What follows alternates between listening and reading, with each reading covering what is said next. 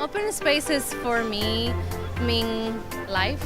In New York, everybody's out either on bikes or on foot or traveling, but to me the streets mean people. It means life, it means action.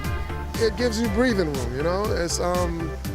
It gives you a peace of mind. Transportation Alternatives' vision for New York City is one in which every single neighborhood in the entire city has access to safe streets for all of the modes that we advocate for, that it shouldn't be just certain parts of the city that get these amenities, that's every single neighborhood, every single New Yorker deserves a street where you can safely bike, where it is pleasant to walk, where you have reliable transit service.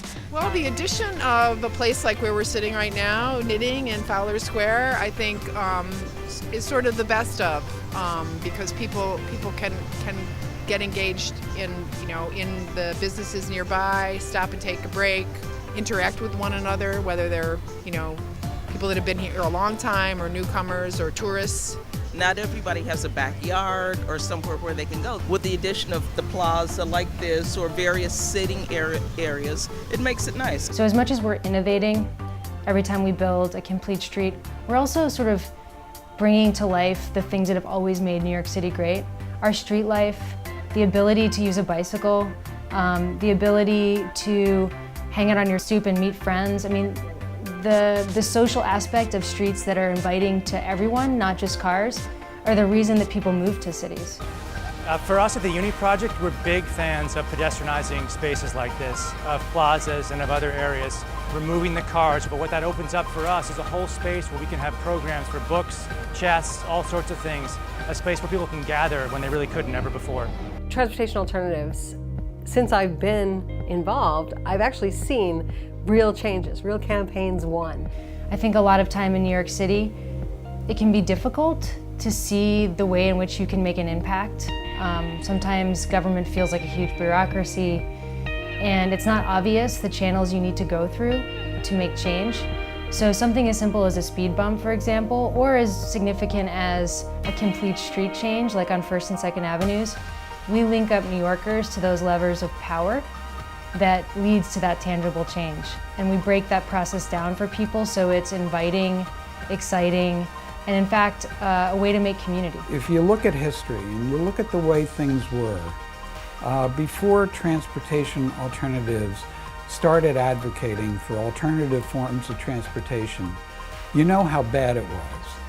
And so this has been a forward-looking, highly responsive, highly responsible organization that has the best interests of the community at heart. You had to be a sole survivor crossing these streets because either on bike or foot, it was hell. By the time you take 10 steps, you would absolutely get hammered by a car. I think the change for this community is it's unbelievable. I would say it's better than Manhattan. Our biggest power is our people power. Our strength comes from our members. We have such an incredible base of supporters. What I would like to see in the future is that people all over the place understand that the roads, the streets, are for the public. Not just for one segment of the public, such as drivers, but for all people. I mean, we need in New York City, because it's so dense and filled with such a diversity of people, we need to live in a city where the speed of life matches, a walking or biking pace, not the speed of a highway. That's not the way that our city is built. And so for us to all be able to slow down, still be able to get around, we're New Yorkers, we're in a hurry, but to be able to do that safely, to be able to do that in a joyful way, I think is really the role that we can play as advocates in the city. As a New Yorker, the two most important things that you can do are join Transportation Alternatives and vote.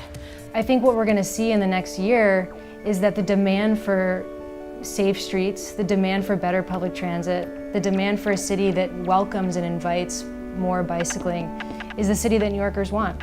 And that any candidate that takes the mayoral stage or any new city council member is going to know that their constituents are counting on them to bring this work forward, and also, to continue to build a city that has better transit, better bicycling, better walking.